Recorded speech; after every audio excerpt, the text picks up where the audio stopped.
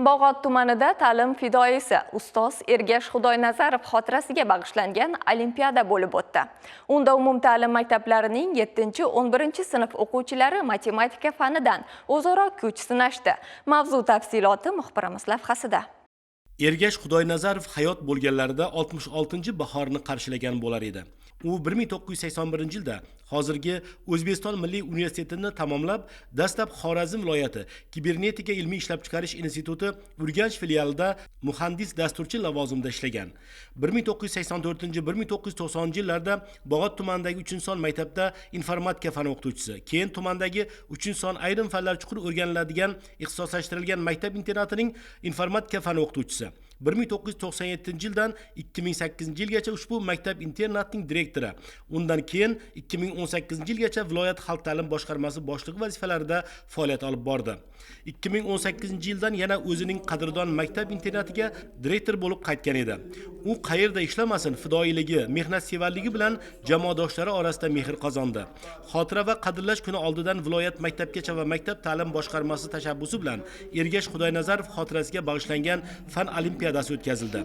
Olimpiadaning maktab, tuman va shahar bosqichidan saralab olingan 200 nafarga yaqin o'quvchi Bog'ot tumanidagi 3-son ayrim fanlar chuqur o'qitiladigan sinflari mavjud umumiy o'rta ta'lim maktab internatiga jam bo'lishdi. Olimpiadaning ochilish tadbirida so'z olganlar Ergash Xudaynazarovni xotirlab, uning oliyjanob fazilatlari, haqiqiy ta'lim fidoyisi bo'lganligini e'tirof etishdi. Tadbirda onlayn ishtirok etgan poytaxtlik professor olimlar, kursdosh do'stlari ham ajoyib fikrlar bildirib, bu tadbirni tashkil qilgan tashabbuskorlarga minnatdorlik so'zlarini izhor qilishdi. Ergash akam ajoyib inson. Ablona mudir bo'lganlardan keyin qaysi tumanga boradigan bo'lsalar, o'sha tumandagi faxriy ustozlarni eslab o'tar edilar. Qadimkilarda bir gap bor. Eslasang, seni ham eslashadi deb. Mana biz bugun shu Ergash akamni eslab turibmiz. Viloyat olimpiadasi uchun juda kurashar edilar. Hakamlikka shu Xorazm viloyatidagi taniqli ustozlar chaqirib, shaxsan o'zlari turgan holda nazorat qilib, har bir o'quvchining, ya'ni viloyatda respublika olimpiadasi o'tadigan har bir o'quvchining ishlarini alohida tekshirishni talab qilardi. Talabchan inson edilar. Matematika fanidan o'tkazilgan olimpiadaning viloyat bosqichiga yetib kelgan o'quvchilar sinfxonalarda hakamlar hay'ati a'zolari nazoratida yozma ish topshirishdi. Belgilangan vaqt mobaynida 7-sinfdan 11-sinfgacha bo'lgan o'quvchilar matematika fanidan o'z bilimlarini sinovdan o'tkazib, vazifani bexato bajarishga harakat qilishdi.